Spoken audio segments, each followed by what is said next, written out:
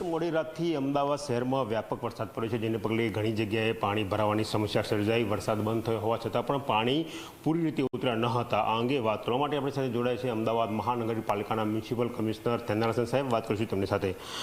Sir, ગઈકાલથી વ્યાપક વરસાદ પડ્યો, મોડી રાત્રે 2 વાગ્યા પછી પણ સારો વરસાદ પડ્યો. કેટલાક વિસ્તાર એવા હતા અમદાવાદ શહેરના કે જ્યાં વોટર લોગિંગની સમસ્યા જોવા મળી. હાલ શું સ્થિતિ છે શહેરની? એ ગઈકાલે જે છેલ્લે 24 કલાકમાં લગભગ 4 ઇંચ જેટલા વરસાદ પડી છે.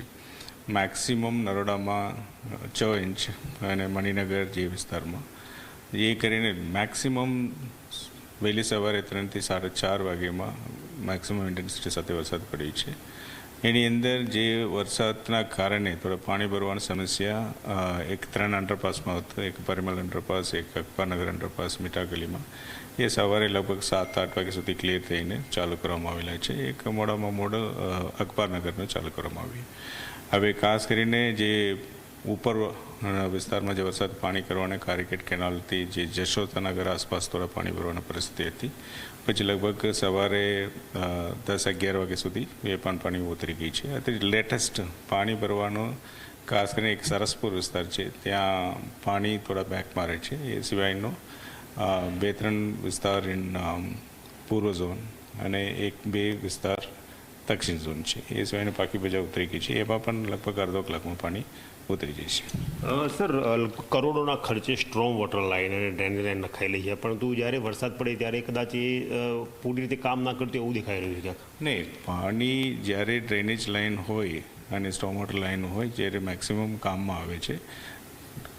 શહેરી વિસ્તારમાં ખાસ જે પ્રશ્ન છે, ખાસ કરીને મોટાભાગના કોન્ક્રીટ અને રોડનો વિસ્તાર હોય, પાણી એબ્ઝોર્બ કરવા માટેનો જગ્યા ના હોય.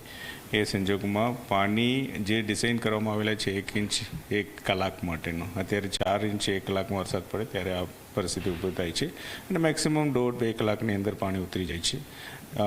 એ રીતેની પરિસ્થિતિ છે.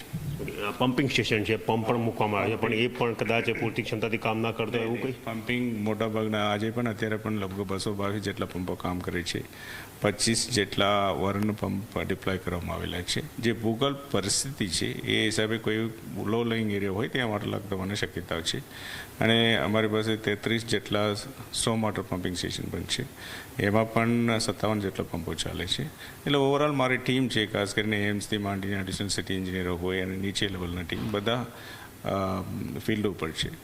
અને અમે બધી તૈયારીઓ રાખીએ છીએ. જો ખાસ કરીને કદાચ એનો મેક્સિમમ રેનફોલ આવે એ રીતે એના માટેનો હવે નદીમાં પણ સાબરમતી નદીમાં પણ 129 જેટલા લેવલ ઘટાડીને રાખેલા છે. 6 ગેટ ખોલવામાં આવી છે.